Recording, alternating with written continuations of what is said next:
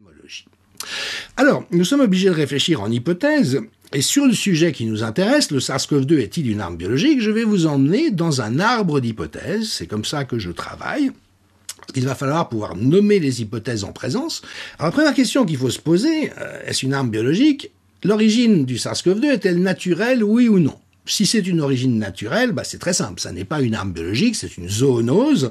On se souvient de la propagande forcenée qui a été faite au début pour nous affirmer à tout prix que le SARS-CoV-2 ne pouvait être venu que des amours coupables de la chauve-souris et du pangolin dans un bordel de Wuhan. À ce moment-là, la question se règle d'elle-même. Par contre, si il apparaît que le SARS-CoV-2 est issu d'une ingénierie artificielle, c'est-à-dire qu'il a été fabriqué, à ce moment-là, à mon sens, c'est comme ça que je vous propose d'organiser notre pensée, il convient d'envisager deux sous-hypothèses. La première, c'est que, c'est un virus trafiqué, mais il est bénin, il fait peu de dégâts. Et à ce moment-là, on arrive à deux hypothèses explicatives. La première, ce serait qu'il se serait échappé inopinément d'un laboratoire de Wuhan.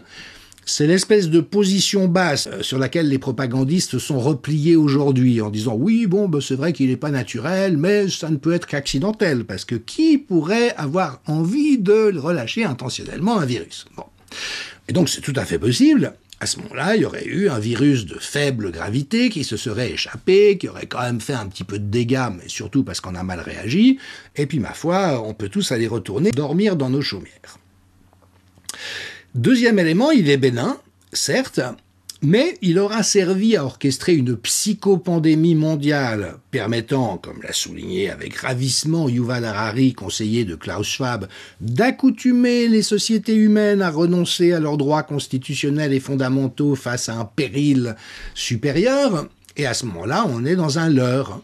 Au lieu de relâcher intentionnellement un virus dangereux ou mortel, on a relâché quelque chose de relativement anodin, mais qui a permis, en utilisant la caisse de résonance des médias corrompus et prostitués, de faire croire à quelque chose d'aussi terrible que la grippe espagnole. Le professeur Didier Pittet, infectiologue en Suisse, n'a cessé de le rappeler pendant 1 année et demie, et donc ce mensonge a permis d'obtenir ce qu'on voulait.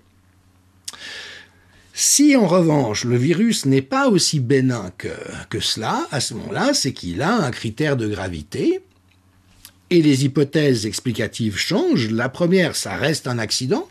Il peut avoir été manufacturé artificiellement, s'être échappé d'un laboratoire dans la nature en étant relativement grave, mais cela reste accidentel.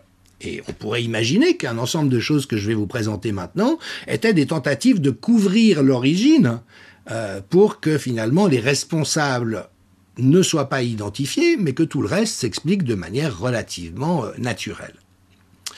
L'hypothèse suivante, si on a relâché intentionnellement un virus relativement grave dans la nature, à ce moment-là, c'est qu'il y avait bel et bien une intention de terroriser la population, c'est du terrorisme d'État, et l'on sait qu'un certain nombre de scientifiques ont témoigné avoir été mandatés par les gouvernements, notamment britanniques, français et allemands, pour faire paniquer la population. Et à ce moment-là, un virus assez dangereux, capable d'envoyer des gens à l'hôpital, de créer des thromboses et de faire augmenter la mortalité, même dans des populations fragilisées par des comorbidités ou le grand âge, peut faire sens dans une logique de terrorisme.